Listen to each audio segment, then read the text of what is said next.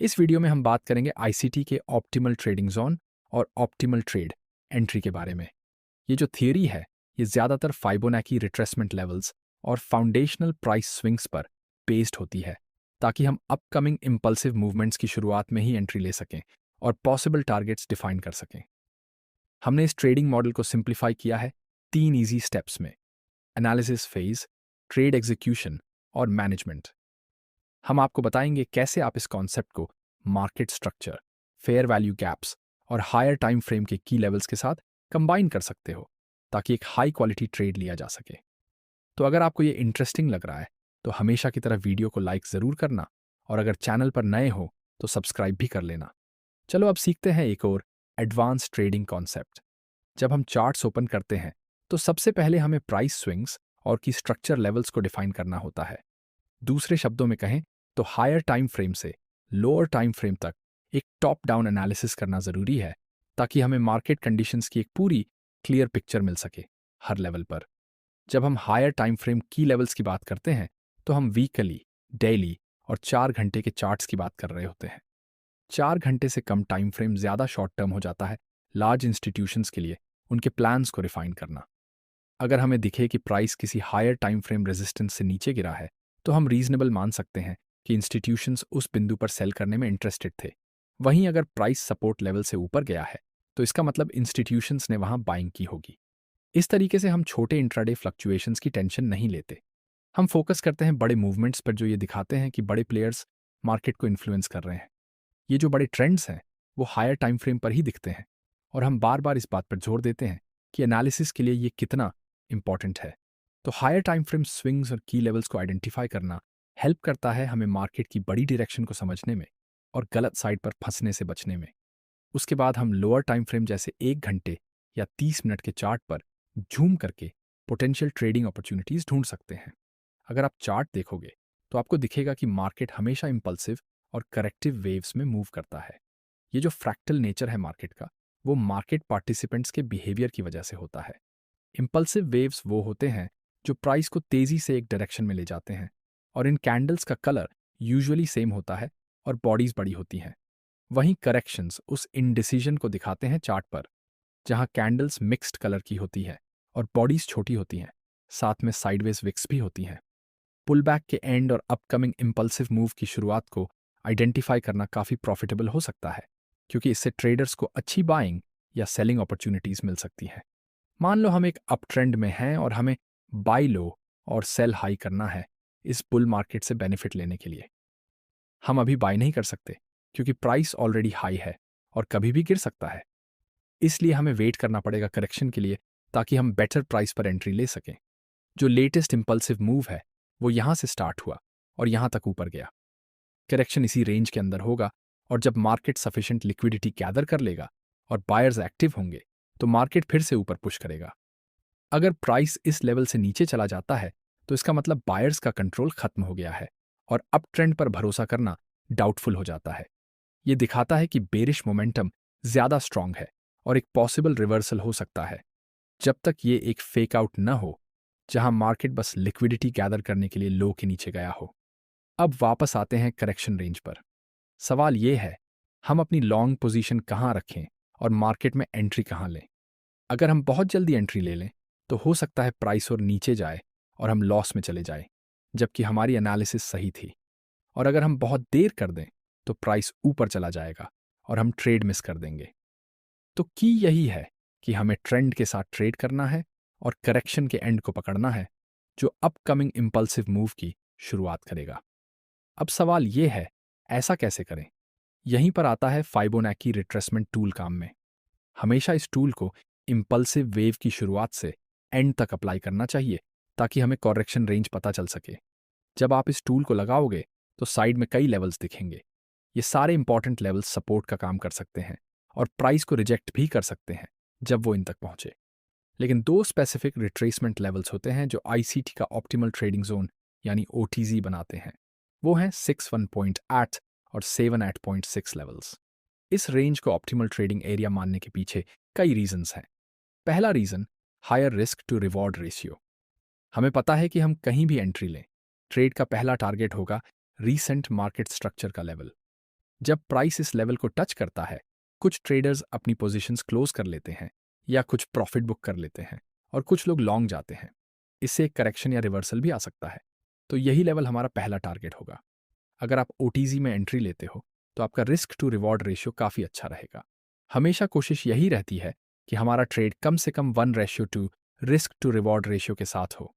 इसीलिए ओटीजी के अंदर ट्रेड करना हमें देता है higher risk to reward ratio और एक ज़्यादा लॉजिकल ट्रेड प्लान। दूसरा रीज़न है सेफर एंट्री। मार्केट को अर्ली बायर्स को बाहर निकालना पसंद है और फ्यूचर मूवमेंट्स के लिए उन्हें लिक्विडिटी की तरह यूज़ करता है। तो अगर हम वेट करें प्राइस के ओटीज में एंटर करने का और फिर लॉन्ग जाने के सिग्नल ढूंढें, तो हमारी विन रेट इंस्टेंट इंप्रूव हो जाती है। बिल्कुल, हर स्ट्रैटेजी के कुछ ड्रॉबैक्स होते हैं। इस केस में हम कभी कभी कंजर्वेटिव अप्रोच की वजह से ट्रेड्स मिस कर सकते हैं, लेकिन एक मिस्ड ट्रेड एक लूजिंग ट्रेड से हमेशा बेटर होता है। तीसरा रीज़न सेफर स्टॉप। सबसे अच्छा लेवल स्टॉप लॉस रखने के लिए जिससे हम मार्केट फ्लक्चुएशन से सेफ रहें, वो है स्विंग लो के नीचे। क्योंकि अगर प्राइस इस लेवल के नीचे चला गया तो मार्केट स्ट्रक्चर शिफ्ट हो जाता है और बुल्स इस लेवल को प्रोटेक्ट करने की पूरी कोशिश करेंगे। इसलिए आपका स्टॉप लॉस जितना ज़्यादा इस लेवल के करीब होगा उतना ही ज़्यादा सेफ होगा। यही तीसरा रीज़न है क्यों हम ओटीजी के अंदर ट्रेड लेते हैं।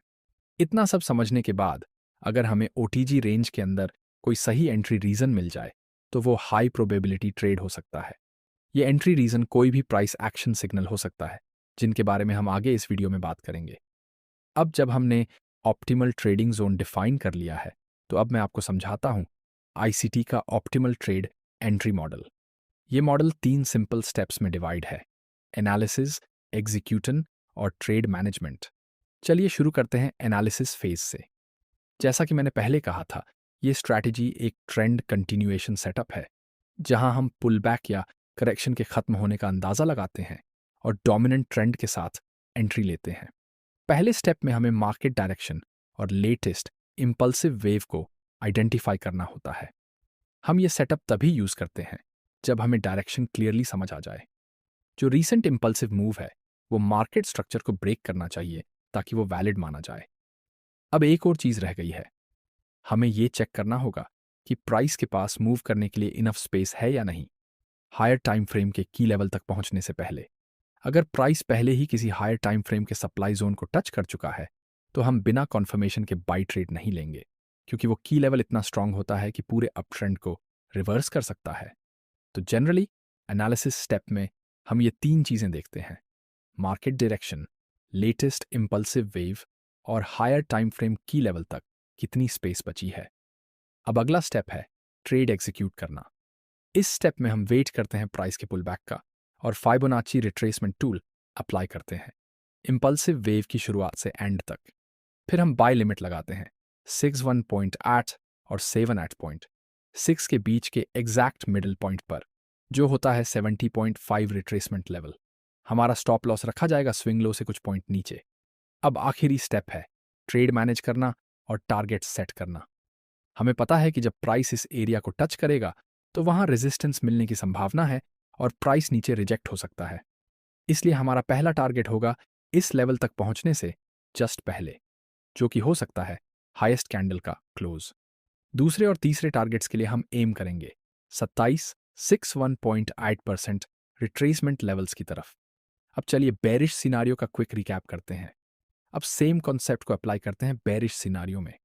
पहले स्टेप में हम आइडेंटिफाई करेंगे down trend, latest bearish impulsive move और अगली इंपॉर्टेंट एरिया तक कितनी स्पेस बची है। हमें डोमिनेंट ट्रेंड के साथ शॉर्ट जाना है और बेरिश मोमेंटम से फायदा लेना है। इसलिए हमें पुल बैक रेंज को आइडेंटिफाई करना जरूरी है।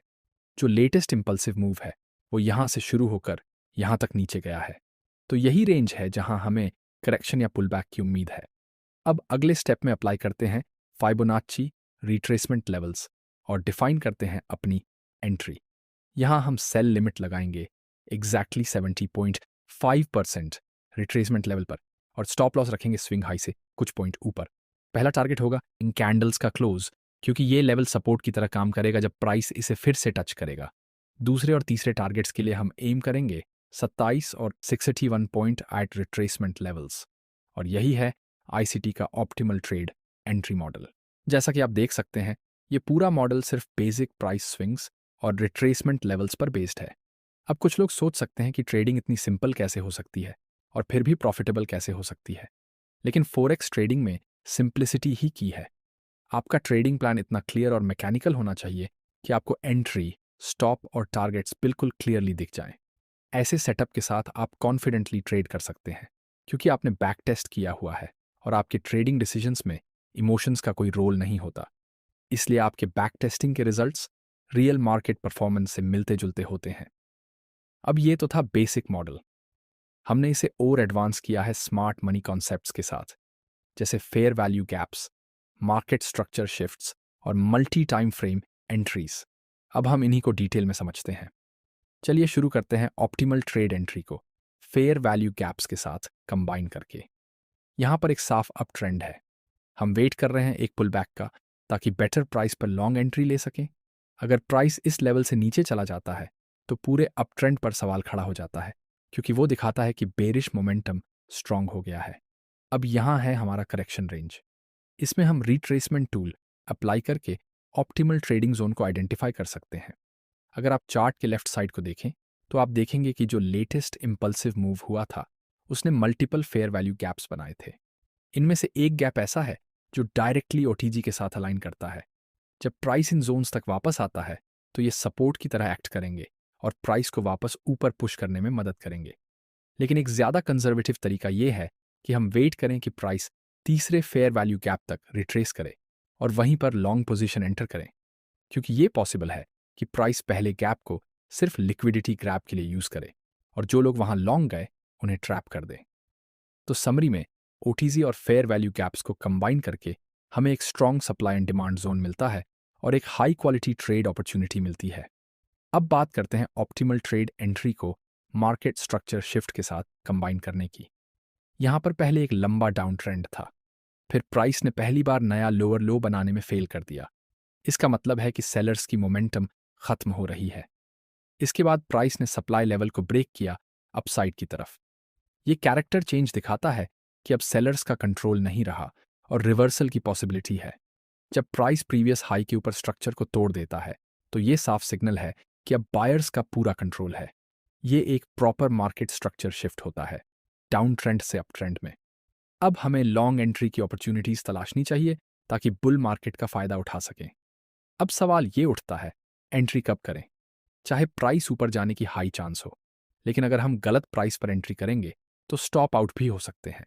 इसलिए हम अप्लाई करते हैं प्राइस स्विंग्स और आईसीटी का ऑप्टिमल ट्रेड एंट्री कॉन्सेप्ट। हमारा डायरेक्शनल बायस बुलिश है और अगली इंपॉर्टेंट रेजिस्टेंस लेवल तक अच्छा खासा स्पेस अवेलेबल है। हम लेटेस्ट इंपल्सिव वेव पर रिट्रेसमेंट टूल अप्लाई करते हैं और बाय लिमिट रखते हैं 70.5% रिट्रेसमेंट लेवल पर। स्टॉप लॉस रखेंगे स्विंग लो से कुछ पॉइंट नीचे और टारगेट सेट करेंगे ट्रेडिंग प्लान के हिसाब से। इस तरह से हम ऑप्टिमल ट्रेड एंट्री और मार्केट स्ट्रक्चर कॉन्सेप्ट्स को कंबाइन करके एक हाई प्रोबेबिलिटी ट्रेड में एंट्री लेते हैं। लेकिन एक बात याद रखनी जरूरी है, चाहे अपॉर्चुनिटी कितनी भी अच्छी क्यों ना लगे, मार्केट का अपना माइंड होता है। सिर्फ इस वजह से कि आपको लगता है ट्रेड सही जाएगा, उस पर अनयूजुअल अमाउंट रिस्क करना एक गलत डिसीजन है। ट्रेडिंग फ्यूचर मूवमेंट को प्रिडिक्ट करने की कोशिश है और फ्यूचर इनहेरेंटली अनप्रिडिक्टेबल होता है। अगर आप 50% लूज करते हैं तो ब्रेक इवन तक पहुंचने के लिए आपको बची हुई कैपिटल पर 100% का रिटर्न चाहिए। इसलिए फॉरेक्स ट्रेडिंग में सर्वाइवल गेन से ज्यादा इंपॉर्टेंट है। अब तीसरी स्ट्रैटेजी है 2 टाइम फ्रेम एंट्री। इस सेटअप में हम 2 टाइम फ्रेम का यूज करते हैं ट्रेड एंट्री के लिए। एनालिसिस हम ज्यादातर हायर टाइम फ्रेम पर करते हैं, जैसे 1 घंटा, और फिर जूम करते हैं लोअर टाइम फ्रेम में, जैसे 15 या 5 मिनट, ताकि कॉन्फर्मेशन मिले और हम पोजीशन में एंटर कर सकें। चलो मैं तुम्हें प्रैक्टिकली दिखाता हूं कैसे करना है। 30 मिनट के चार्ट पर हमें एक साफ अप ट्रेंड दिख रहा है। हम रिट्रेसमेंट टूल अप्लाई करते हैं और ऑप्टिमल ट्रेडिंग जोन मार्क करते हैं। जैसा कि पहले बताया गया था, जब प्राइस ओटीजे तक पुल बैक करता है तब हम लोअर टाइम फ्रेम पर झूम करते हैं ताकि एंट्री रीजन ढूंढ सकें और पेयर को बाय कर सकें। लेकिन लोअर टाइम फ्रेम पर यह पूरा मूव एक डाउन ट्रेंड जैसा दिख सकता है। तो हमारा गोल है ऐसे सिग्नल्स को ढूंढना जो ये दिखाएं कि डाउन ट्रेंड अब खत्म हो चुका है और हम बुलिश हायर टाइम फ्रेम के साथ अलाइन होकर लॉन्ग एंट्री ले सकते हैं। जब हमें एक चेंज ऑफ कैरेक्टर दिखाई देता है तभी हम लॉन्ग पोजीशन लेने पर कंसिडर कर सकते हैं। इस ट्रेड में हम जानते हैं कि हायर टाइम फ्रेम का ट्रेंड बुलिश है और हम एक ऑप्टिमल डिमांड एरिया में हैं। इसलिए हमने मल्टीपल प्राइस एक्शन कॉन्सेप्ट्स और सिग्नल्स को कंबाइन किया है इस ट्रेड में एंट्री के लिए। तो दोस्तों, उम्मीद है ये वीडियो आपके लिए यूज़फुल रहा होगा।